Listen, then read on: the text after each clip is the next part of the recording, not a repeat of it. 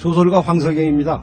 2월 항쟁 30년이 되는 6월 10일 저 황석영이 마침내 출감합니다. 시간의 감옥, 언어의 감옥, 분단된 한반도라는 감옥에서 저는 언제나 자유를 갈망해왔습니다.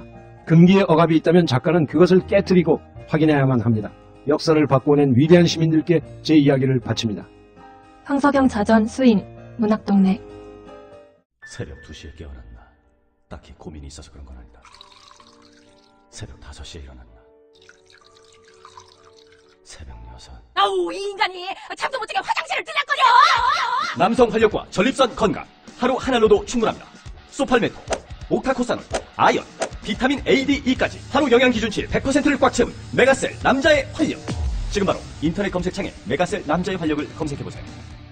탄핵 반대 집회를 주도했던 태극기와 십자가의 동맹을 보면서 자괴감을 느끼는 기독교인들에게 기독교는 민주주의를 싫어하는지 아예 관심이 없는지 아니면 기독교도 민주주의를 지지하는지 답답하고 궁금한 시민들에게 호모 요쿠스의 저자 이병주 변호사가 시원한 질문과 명쾌한 답변을 제시합니다.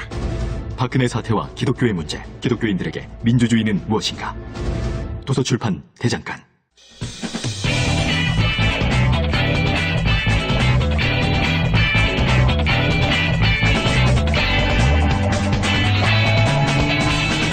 김어준의 뉴스공장.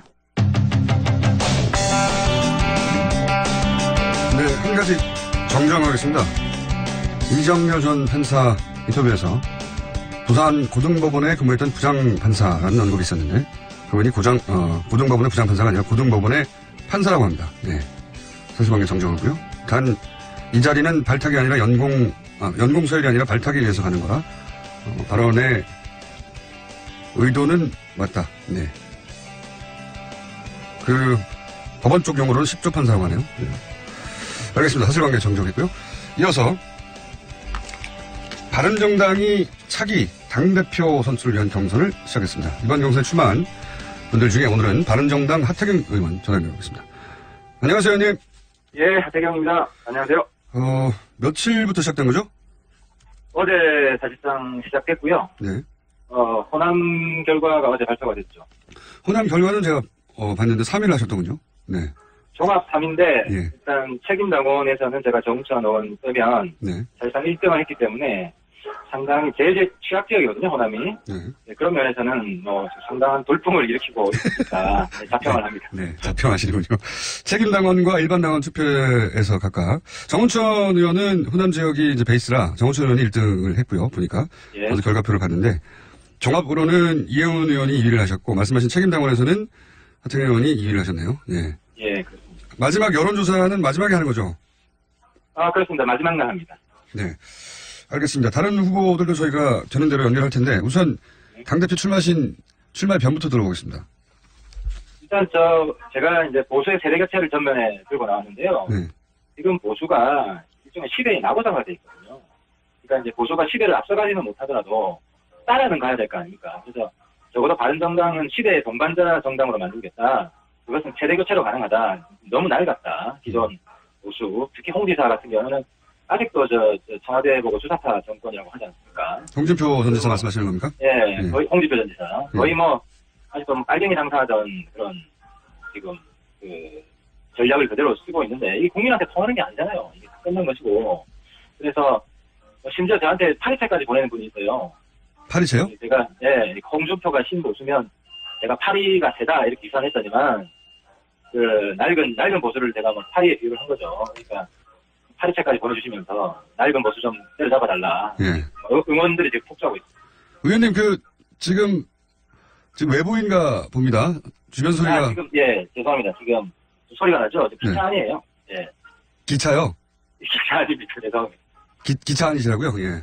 예, 이게 지금 역에 도착하고 있는데 약간 지금 음악 소리가 좀 나오고 있네요. 알겠습니다. 자유한국당은 시대에 낙후됐다 이렇게 말씀하셨는데 그러면 바른정당은 현재 문제가 없습니까?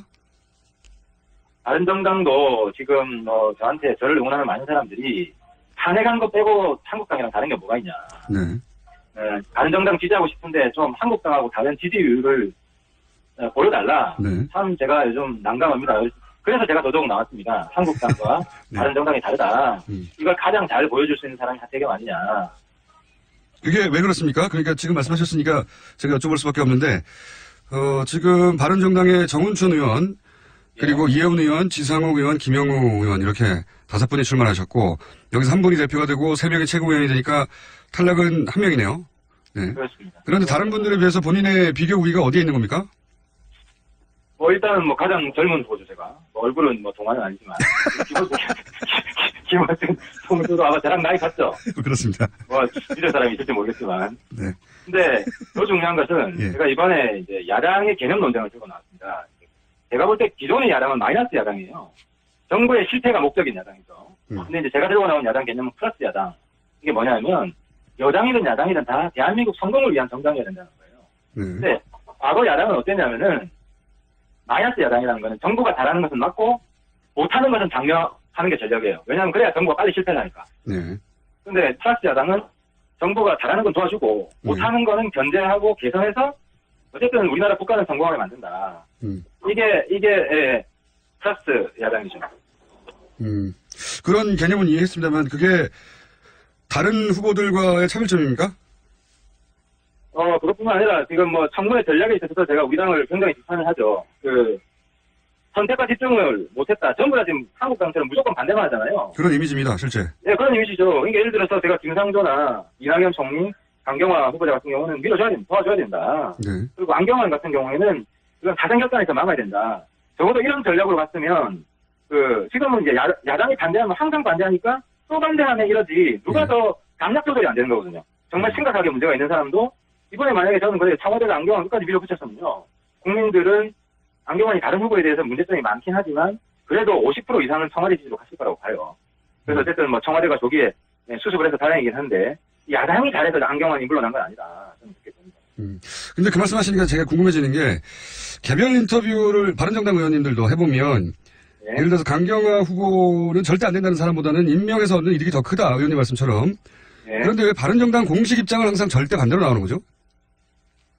공식 입장이라기보다 지도부 입장이죠. 지도부요? 당론이라기보다. 네, 우리는 이제 당론은 채택하지 않고 만약에 표결에 들어가면 이제 소신투표 하기로 했는데 예.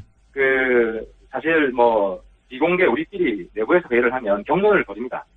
경론을 벌이는데 제가 당 대표가 되면 우리 당 체질 완전히 바뀔 겁니다. 그러니까 지금 말씀은 현 지도부가 강경 입장이라 바른정당 전체가 강경 반대 입장처럼 보이고 그게 전략적으로 매우 잘못했기 때문에 내가 당 대표가 돼서 선별적으로 플러스 정당이 되는 바른정당을 만들겠다.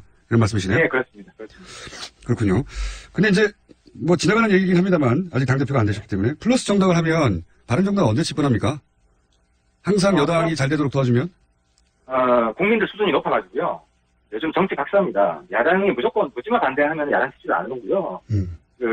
반대할 땐 반대하고 찬성할 땐 찬성하고 절도 있게 하면 저는 틀림없이 오를 거라고 봅니다. 야당이 다들 지금 찌질하게 보니까 야당 지지율 다 빼봐야 20%도 안 되잖아요. 20% 정도 됩니까? 그러니까 대통령 지지율이 거의 80%잖아요. 그래서 80% 대통령을 지지하는 80~90% 민심을 우리가 얻지 않으면 우리 지지율 어떻게 올라가겠어요?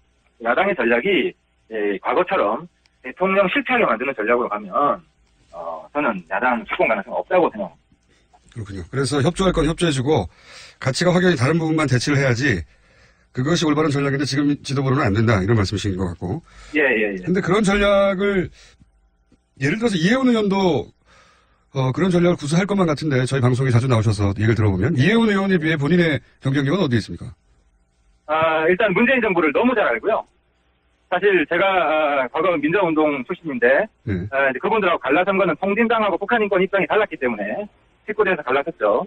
근데 이제 그분들을 내가 잘 알아서 아주 슬기롭게 협치할 건 하고 견제할 건 견제할 수 있다. 이거 하나가 있고 또 하나는 홍준표 전 지사 지금 한국당 당대표가 될 가능성이 높은데 홍준표 지사를 되치게 할 정도의 맷집과 뒷심 있는 사람 전투력 못지 않지만 유승민의 품격도 아울러 가지고 있다. 좋은 거 다 하시는군요. 예.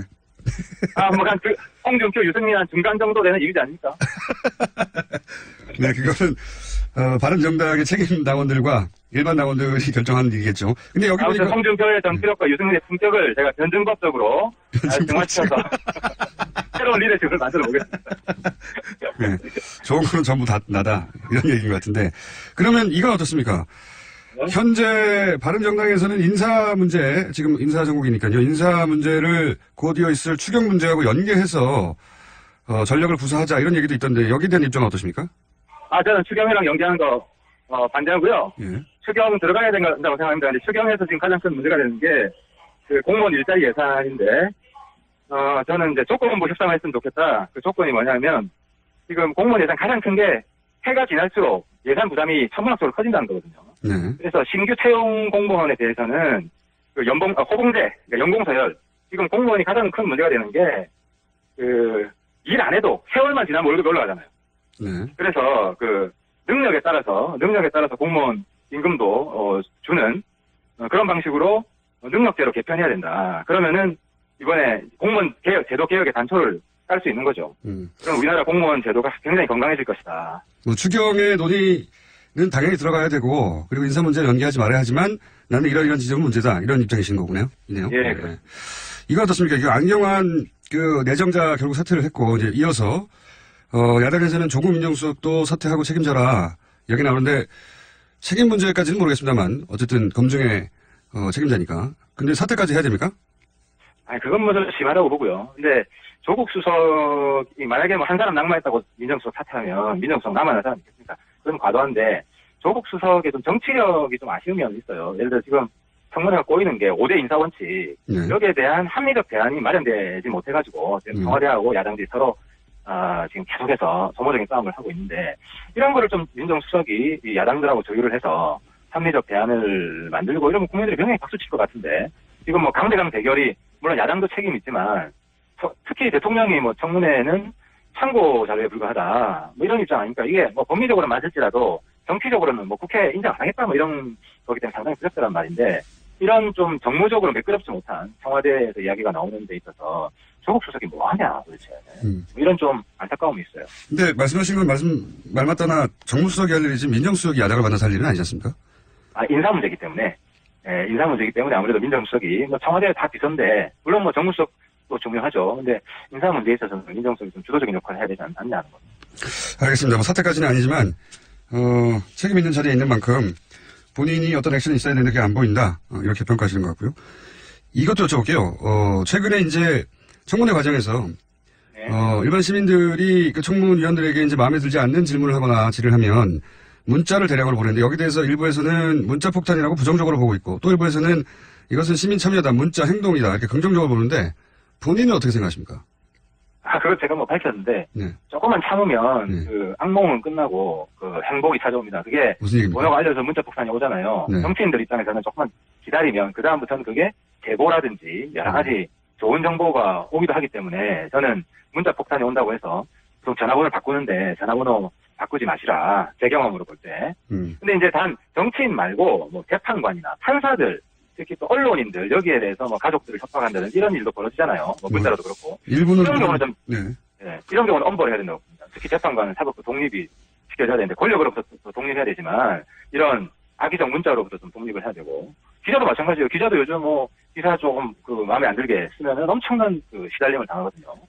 그래서 기자도 좀 보호할 필요가 있다. 정치인한테만 보내시라. 저는 이런 부탁을 좀 드리고 싶습니다. 정치인을 마땅히 받아들여야 된다. 그러나 뭐 정치인의 숙명이라고 생각합니다.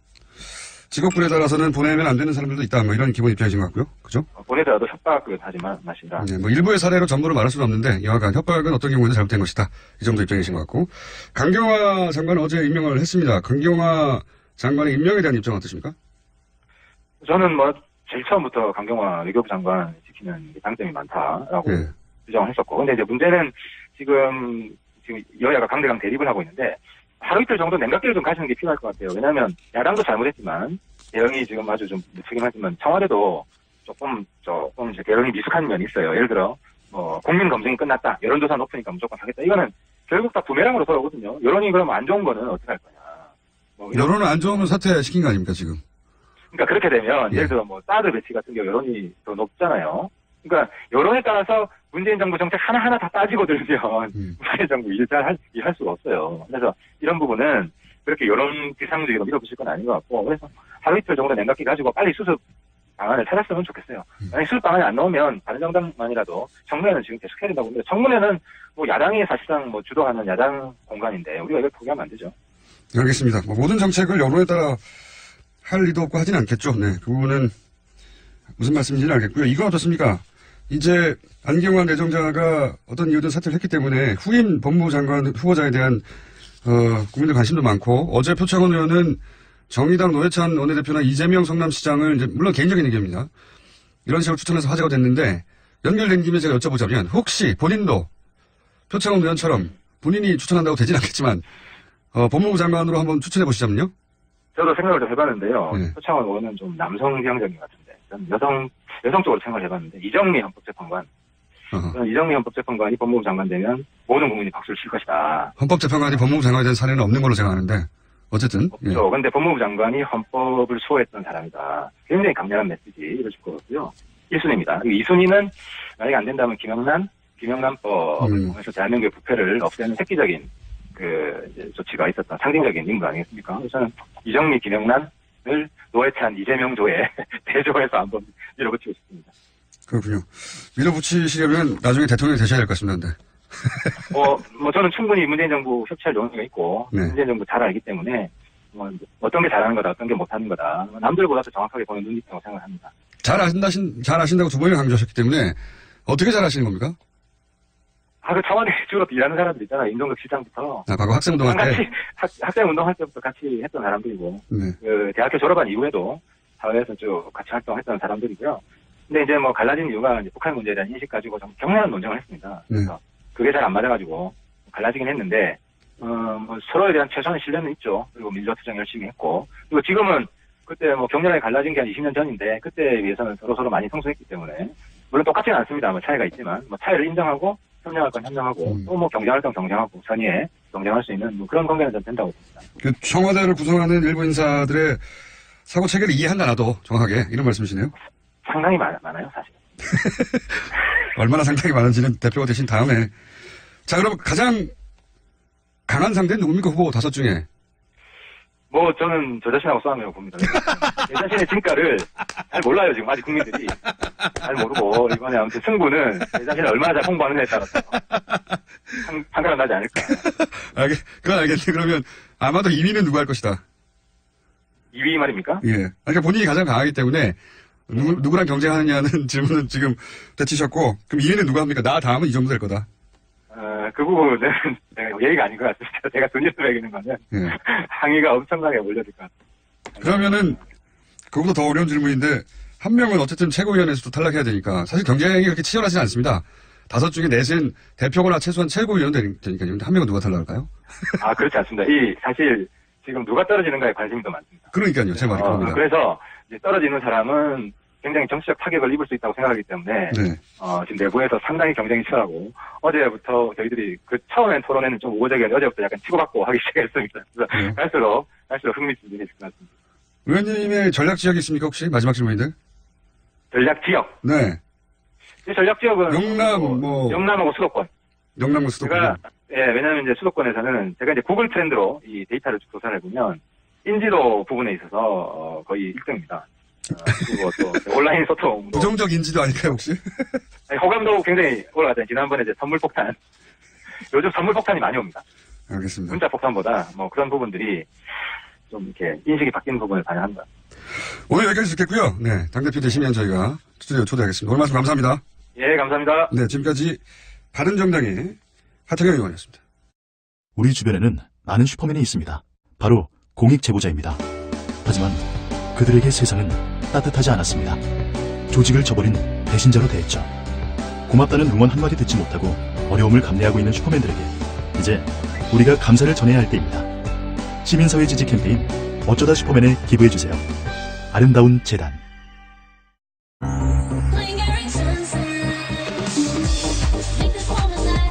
나가지 바이펙스 사틴의 신곡 링거링 선셋. DJ Korea Records.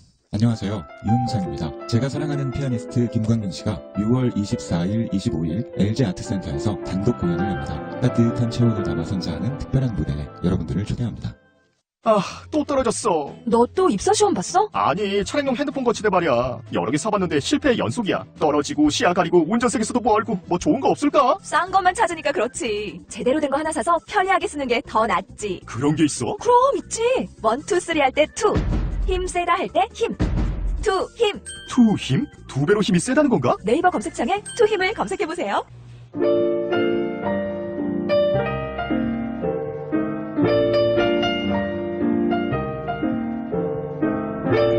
불친절한 A였습니다. 이런 문자가 왔습니다. 타 방송에 뉴스 공장으로 간다고 메시지를 남기고 왔다고 하는 문자가 며칠 전에 있었는데 제가 웃으면서 계속 남기라고 했더니 오늘도 남겼어요. 이건 먹이는 건데 이거. 그냥 가시면 되지. 거기 가서 굳이 간다고 또 남기고 또 남기고 한 번만 남겨주세요. 네. 죄송합니다. 이 문자가 남겨진 방송 진행자분께 죄송하다는 말씀 전합니다. 자, 어디에 남기고 왔는지도 왔는데 네, 제가 말 안 하겠습니다. 핀란드에 출장 왔는데 새벽 2시입니다. 새벽. 핀란드 교통방송도 안 나오는 것을 내가 왜 지금도 듣고 있는지 모르겠네요. 네, 출장 간 분이 이러는 거는 아무것도 아니에요. 핀란드에 아예 사시는 분이 방송을 실시간으로 듣고 있다는 거. 예, 전 세계에서. 말 나온 김에 전 세계 어디서 듣고 있는지 저희가 이벤트를 한번 해서 서울로부터 가장 거리가 먼 곳에 계신 분과 전화 인터뷰 한번 해볼까. 갑자기 생각난 이야기인데. 합니다. 어디서 듣고 계신지 문자 남겨주십시오. 그리고 하태경 의원이 인터뷰 중에 저랑 동갑이라고 해서 거기에 대해서 문자가 많네요. 충격과 공포라고. 그러니까 누구에 대한 충격이고 누구에 대한 공포입니까? 정확하게 해주십시오. 네. 그래서 제가 오늘 오프닝에서 G드래곤 권지용 씨와 관련한 USB 과연 음반이 아니냐 잠깐 소개했는데 예. GD와 공장장의 인터뷰를 기대한다는 문자가 채독하였으나 이번 섭외하기가 제가 보기엔 정치보다 더 어렵습니다. 시도해보죠 뭐. 네. 언젠가 되겠죠. 왠지 시사에 관심이 많을 것 같긴 한데 말이죠. 관심이 없으면 어떻습니까? 인터뷰 요청 공개적으로 들어갑니다. 여기까지 하겠습니다.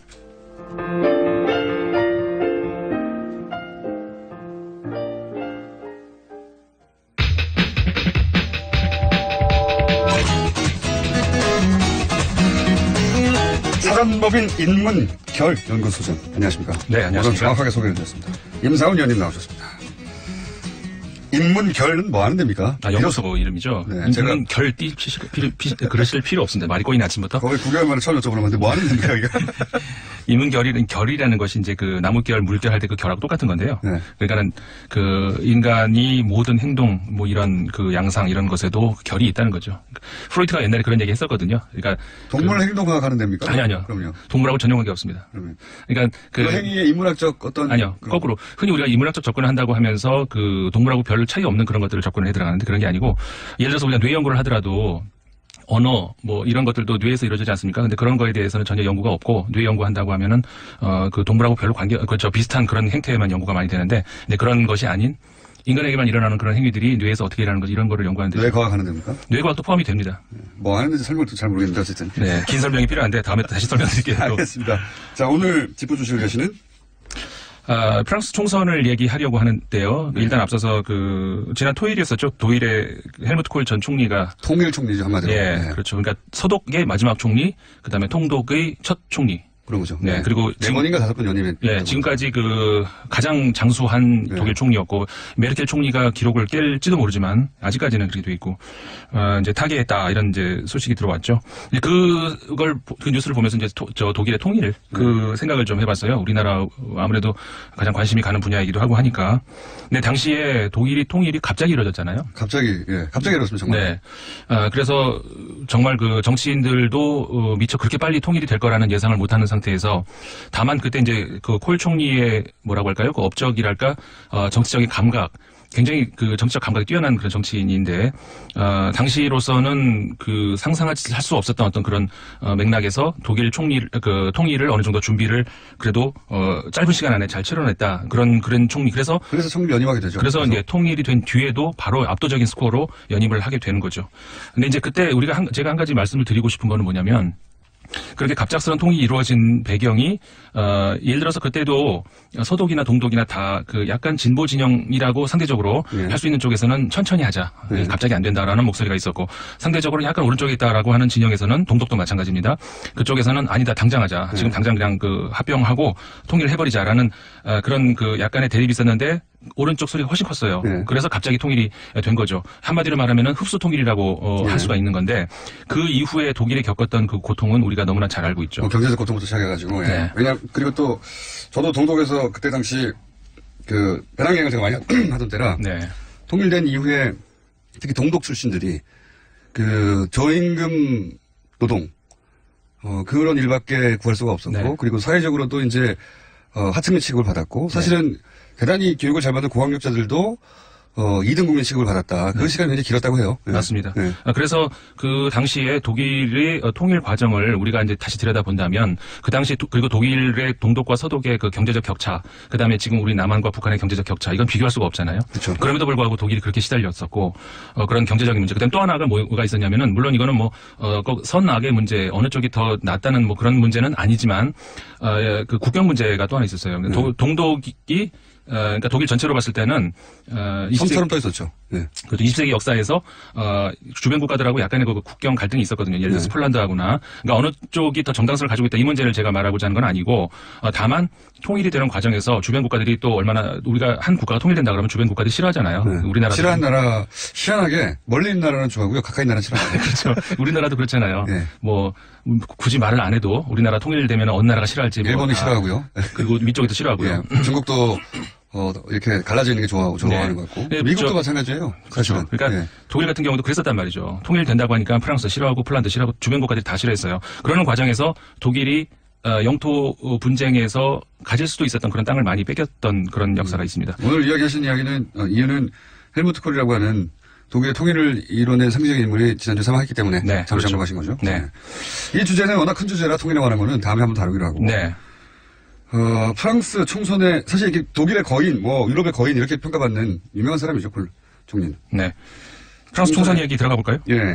압승, 그 언론이 예상했던 것보다는 숫자가 좀 적어요. 네, 그렇죠. 언론은 뭐 400석대 얘기. 80%까지 차지할 것이다 이런 예상이 나왔었죠. 그리고 투표 마감 직후에 나온 여론조사에서도 그러니까 출구조사에서도 그렇게 나왔었는데 실제로 해보니까? 최종적인 결과는 그 정도까지는 아니었다. 300대로. 네, 400대까지 갔을 것이다 했는데 300대로 지금 그 예상이 되고요. 의석수가 500대입니다. 577석인데 자세히 알 필요는 없어요. 몇 석인지 남의 나라까지. 500대인데 네. 400대까지 차지할 거라고 했는데 300대에서 끝나요. 네. 그러니까 80%일 거라고 했는데 80%까지 안 가고 70%까지 갈 그래도 것이다. 압도적이죠. 그렇죠. 그것만 해도 0석에서 그 정도까지 간다는 건 양대 압도적이고. 정당이 다 찌그러졌잖아요. 네. 근데 그 우파 전통적인 우파죠. 공화당의 경우는 생각한 것만큼 그렇게 지금 찌그러졌다 표현하셨는데 찌그러지진 않았습니다. 어느 정도 의석이 줄었다. 정도 얘기할 수 있을 것 같고 그다음에 그 사회당 같은 경우도 사회당은 완전히 소멸할 것이다 이런 예상이 있었잖아요. 20여석까지 떨어질 것이다. 그 정도까지 떨어지진 않았었고 사회당도 물론 그 사회당은 찌그러졌다 이 표현이 가능한데 사회당은 찌그러졌다고 할 수 있죠. 그렇죠. 근데 소멸까지는 안 간 것 같고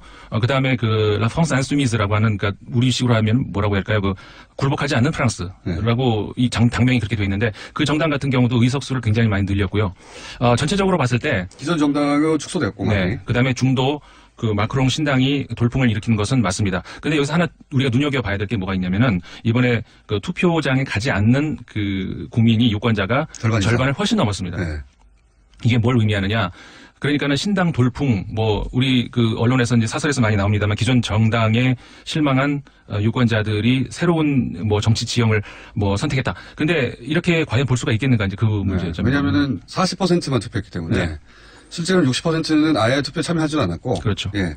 그러니까 신당 같은 경우에 30% 정도의 지지를 얻었다라고 하지만 전체 프랑스인 그러니까는 투표장에 가지 않은 사람들도 어쨌든 간에 국민이니까. 놀러 가려고 안 간 사람도 물론 있겠지만 일부러 안 간 투표를 거부한 사람들도 있거든요. 다시 말해서 한 15%가 안 되는 정도의 프랑스인들이 신당을 지지했다는 거거든요. 15%로 지금 15%의 지지로 프랑스 정권과 정국을 다 잡은 거예요. 그렇죠. 그러니까 어떤 의미에서 그냥 비정상적인 거죠. 그렇죠. 예. 여기서 이제 우리가 문제점을 볼 수가 있다는 거거든요. 그러니까 선거 제도가 완벽한 제도라고 하는 건 우리가 있을 수가 없지만, 그래도 그나마 결선 투표제까지 하고 있는 프랑스의 경우에, 우리나라의 선거 제도보다는 낫다는 평가가 있습니다만은 여기서도 또 그런 허점이 나온다는 거죠.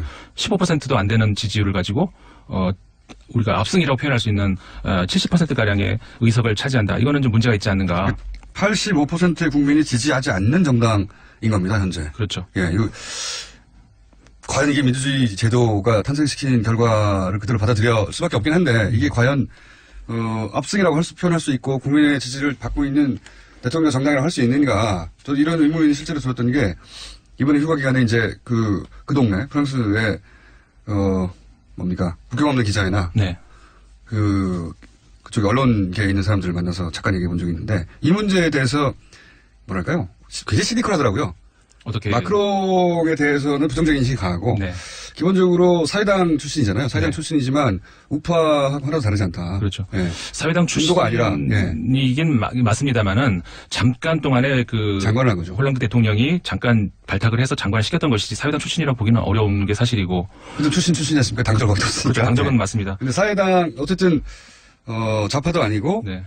제가 중도 어쩌고 하니까 그게 아니라 기업의 이익을 철저히 대변한다. 맞습니다. 이번에 네. 가장 먼저 지금 하겠다고 하는 것이 노동법 개정이라는 거거든요. 네. 그러니까 해고 유연하게 하고 이런 것들. 그러니까 다시 말하면은 기존의 사회당 출신이라고 했지만 좌파 정치하고는 전혀 관계가 없고요. 그다음에 신당의 구성원들 새로 이제 이번에 국회의원이 되는 많은 사람들 있지 않습니까? 굉장히 다양한 곳에서 다양한 출신들이 이제 입후보했고 국회의원 의석으로 들어갔다라고 평가가 나오지만 그 중에서 과연 블루 칼라가 몇 %나 되겠는가? 별로 없습니다. 한마디로 말해서 무슨 학자 출신 별의별 출신들이 다 있습니다만은. 진짜 노동자를 대변할 수 있는 그런 목소리를 신당에서 과연 내겠는가? 그거는 굉장히 회의적이라는 거죠. 그래서 그런 얘기를 하더라고요. 이제 아마 노동법 관련 개정을 할 텐데 그러면 프랑스 전역이 시위로 뒤덮일 거라고 아마 마크롱 대통령이 당선이 됐고 또 정당도 이제 휩쓸고 있지만 말씀하신 대로 합치면은 실제로 전 국민 중에 굉장히 낮은 지지를 받고 있는 대통령이라 네. 실제로는 취약하다. 그래서 노동법 개정을 하면 거리로 많이 쏟아져 나올 것이라고 대혼란이 있을 것이다. 이런 식의 얘기도 하더라고요. 맞습니다. 그러니까 우리가 이제 잘 들여다봐야 되는 것이 뭐가 있냐면은 의석 수만 놓고 보면은 마크롱을 지지하는 프랑스 국민들의 아주 열광적인 지지 예. 이렇게 얘기를 하기 쉬운데 전혀 현실은 그렇지 않다는 거. 투표장에 가지 않은 국민이 절반을 훨씬 넘어섰다는 거에서 과연 우리가 무슨 교훈을 얻어야 되는가? 사실 지금 프랑스 국민들은 현재의 프랑스 정치 시스템 자체에 거부감을 가지고 기본적으로 있습니다. 기존 정치를 거부한 거거든요. 정치 네. 혐오를 드러낸 것이다. 예. 그래서 이렇게 저는 봅니다만. 예. 그러니까 우리가 지금까지 투표 제도라는 선거 제도나 이런 것들이 상대 평가 같은 거잖아요. 그러니까 내가 정말 이 사람이 좋아서 찍는다기보다는 그나마 이 안에서 차악이라고 표현되네. 그렇게 할 수밖에 없기 때문에 그러니까 투표장에 가지 않는데 투표장에 가지 않는 이 사람들의 민의를 어떻게 표현할 거냐는 거죠. 그래서 이제 그런 이야기들이 프랑스에서도 많이 나와요. 투표장에 가서 예를 들어서 0번을 놓는다든가 그래서 난 0번을 찍겠다. 한마디로 말해서 난 투표를 참여를 했다. 하지만 지지할 사람이 아무도 없다. 지지할 사람이 없다. 그것도 정치적 의사 표현으로 그렇죠. 인정해달라. 나는 투표장에 안 가고 놀러 간 사람하고는 다르다는 그런 정치적인 의사 표현을 인정해달라는 거죠. 그렇게 했을 경우에 물론 이런 거는 이제 아직까지는 허점이 많이 있습니다만은 그렇게 국민들의 지지를 받지 않고 있는 정당이 70%의 의석을 차지하게 두는 것은 정당하지 않다는 것. 예를 들어서 그만큼 지지를 못 받았다면 의석 자체도 그만큼을 줄여야 되는 거 아니냐.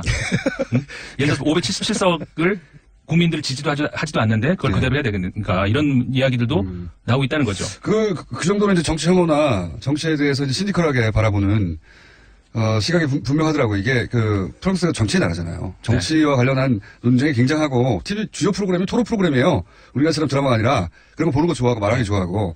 그런데 이번에는 투표를 안 했던 사람이 너무 많고. 네.